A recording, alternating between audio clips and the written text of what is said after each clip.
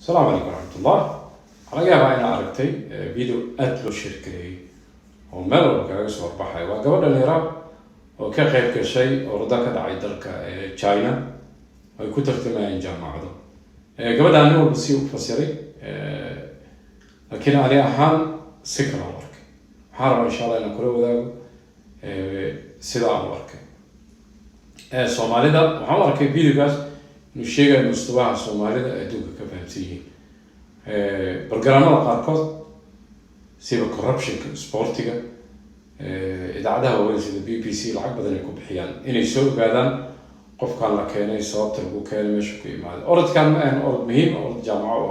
jaamacado tartamaya laakiin xawliga aan ku sheegaray waxay noqotay in xataa twitterada qaarkood maanta dadka sportiga faalada inay soo qaataan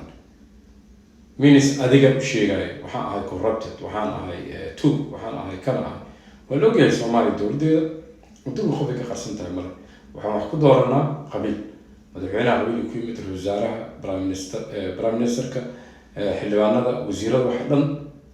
waxay ku imaadaan qabiil marka nin geed camba abuurtay وسوقا يمتقى إنه قرق وصبحه أما تفاح وصبحه ووالي واحد مركب كمان مساكين تيار واحد كتبين قف بنادم كشرفتي سردي يصير واحد كتبين كمان جالس يشيل كفايتي ستي قلد أهد إن قف أنا ديار أهد إن لو صدر أرضا صعمة لكن وحكس يحن لنا بحالة هاي مساجد وكحارة مركب جيس توفي لسه مساجد كحارة مركب كحارة تتكلم مساجد كقصة عرّي inay garaacaan dilaan isku dayeen markuu wuxuu dhanayo qalad yaraan sameeyay misaadkan gees ugu xaray dhaaf waxay dhahay oo qalad ka weyn adduunyada la kala maraa marka baakoor uu qaatay wuxuu sameeyay xarka mar dhinac tuuray iyagana oo ka kala carray markuu baakoorta isticmaalay xarka wuxuu gaarsiiyay darbiyadii iyo roog dhulka yaalay wax dhan uu gaarsiiyay marka ma qaldana gabadhaas xiriirkana ma qaldana وسيستم كصوماليا أساسا we are corrupted bottom كدوينا ناي corrupted لكن waxaa qaldan ninka asagoo og wadankeena dhibaatada haysatay meeshu maray adduunyada loo wareejiyo oo maanta oo dhan mataqaana mid af Ingiriis ku turjumay mid balaayo ku turjumay dadka qaar xataa isdhahayaan dawladda ku xumay oo dawladda bariya baxay laakiin wadankan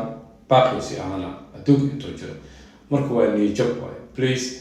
waxyaabaha qaarkood haliska daayo waxyaabaha qaarkood ashirkareynaysid minis adiga tusay